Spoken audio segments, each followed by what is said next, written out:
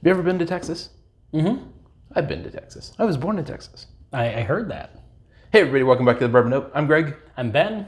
And today, we're drinking a whiskey kind of bourbon-y thing with a stick in it.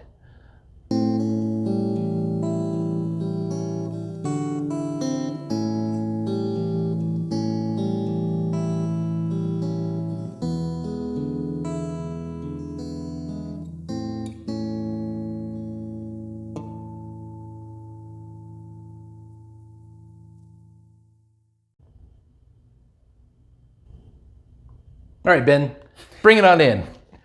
All right, so we've got today, BAM. This is Oak and Eden finished whiskey.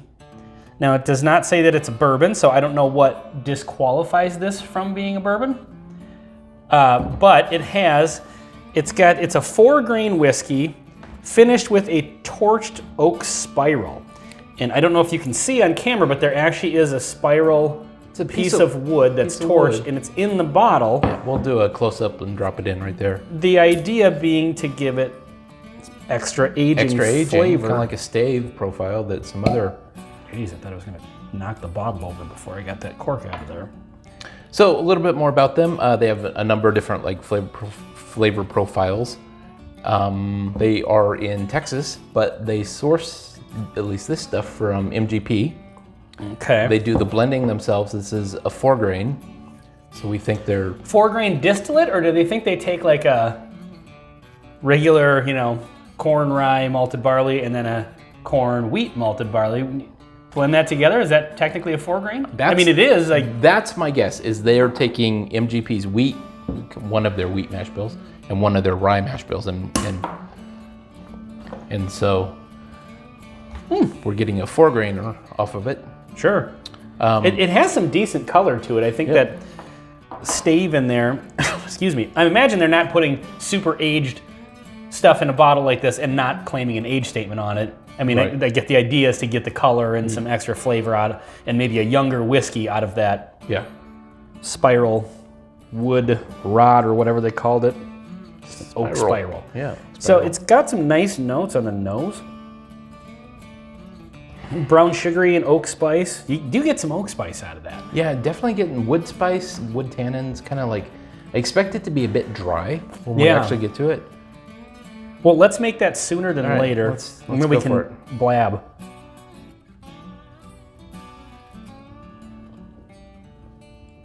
Good mouthfeel. It's got like a butteriness to the, but that actually takes away from, I'm not getting a lot of flavors because of the nice density. That's what I was just gonna say. It's got this smooth, and I don't mean smooth in like the way it's usually used. It's like velvety. Yeah. It's almost like there's no sharpness to it at all. It's just like this. I know sometimes the traditional use of the word smooth is an absence of that sharp alcohol burn, but there's no sharpness in the flavor. The flavor notes are really nice. They are. There is a note. It's a tuba or whatever. One of the instruments is out of tune. There's something that's just. Just want to see where you're going with that. Oh yeah. There's just something that it's, and if I didn't know any better, and maybe I don't know any better, it's almost like pot still. Like I'm getting a little hint of just a little musty kind of something. See, I'm not getting that so much, but that mouthfeel is really throwing me off. It's like, it's so rounded out, which is kind of nice on some things. I feel like the flavors got rounded out with it. So okay, you more than me make fun of the word smooth. This legitimately is a smooth whiskey, and it actually is taking away. Yeah. But it still has plenty of flavor and kind of a lot of interesting notes. But yeah, it's really kind of, it's like it hints at a bunch of different flavors, but they're really the more I'm getting into it, it's got some spice. That smoothness up front, and then the finish is kind of a nice little wave of spice. Yeah. I don't mind this at all. No, it's got a good vanilla on the finish that I really enjoy. But yeah, there is something that, and this is maybe the weirdest, smooth whiskey we've had, because yeah, it's not really smooth in the sense of that alcohol bite. I mean, which is there. I mean, that's smoothed out too. But like the mouthfeel is so. It's less. Well, maybe it's my tongue going numb from the alcohol, but it's after you have a couple of sips, it's maybe not as. It drinks a little bit more like a standard whiskey. Yeah, I think. But that first sip was interesting. Yeah, it's building a little bit with every sip. I like the flavors though. It's got really nice mellow caramel. The vanilla kind of stands out. It's a bit vanilla forward. Black pepper on the very distant finish. This tastes like a bourbon that I've had, and I can't put my finger on which one. Why would you put your finger on bourbon? I mean, it's not bourbon, but Close enough. yeah, this I don't know where this one belongs.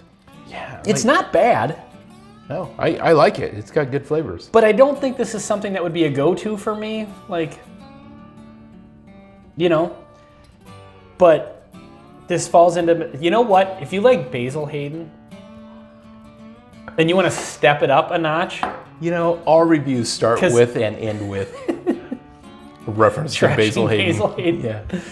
But no, I mean, for real, we've said that one is for like beginners in whiskey that don't want the alcohol punch, but want to maybe explore something a little bit more in depth than just a standard, offering.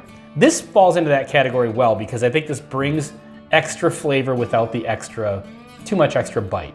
It's a 90 proofer. And Yeah. And it's kind of gimmicky. The bottle looks great, and it's got that piece of wood in there, and I think it definitely kind of checks the unique novelty kind of element. Maybe falls into that gift whiskey category. A little bit, yeah. I think it looks nice. I had never heard of it. My wife was on a trip in another state because it's not available in Minnesota, I don't think. But yeah, she saw this in Iowa, picked it up. They had several different bottles, different flavors. I want to say Ron did a review of this. He could have. Ron at Bourbon Rendezvous. Check out his Bourbon channel. See Rendezvous. what he came up with. Because I have seen that, but I think it was one of his first reviews, so it was a while ago that I saw But he's it. a Texas guy, and it's a no-brainer for him to do a Texas Sure. whiskey. But yeah, this is, I mean, it's got a very craft bourbon. Yes. Which is Flavor to surprising because it's MGP. Maybe it's Yeah, very young. That's weird. Well, that's kind of what I'm thinking is like that they're not going to put a well-aged whiskey in here. It's not 12 year. Yeah, and I wonder what makes this a whiskey versus a bourbon. Because I mean, does just putting that spiral oak in there make it not a bourbon? I don't think so. I mean, you're just finishing it. You could say bourbon whiskey with a chunk of wood in it. Yeah. So yeah, I don't really know what exactly in the 4 grain. You can have a 4 grain bourbon. Yeah, I don't know. It's interesting. It maybe a little weak in some areas, but it's kind of got a little punch in some other areas. So Yeah. I don't know. This one, I think you're just gonna have to try out and figure out on your own. What was the price of this? 47. Okay, it's a little expensive. It is. But you're paying for the gimmick, and Yep. it's a craft distillery that's sourcing. So Yep. but yeah, I mean, it's kind of fun. I would maybe see if you can find a bar that has this. You probably won't, but I don't know if I'd go $47 for it. But as a gift to somebody Would you pay $36 for a pour of this? no, I would not. I would also not pay $36 for that was a a Clyde Mays single barrel. Yeah, that was a callback to Again. another video that we spent far too long talking about.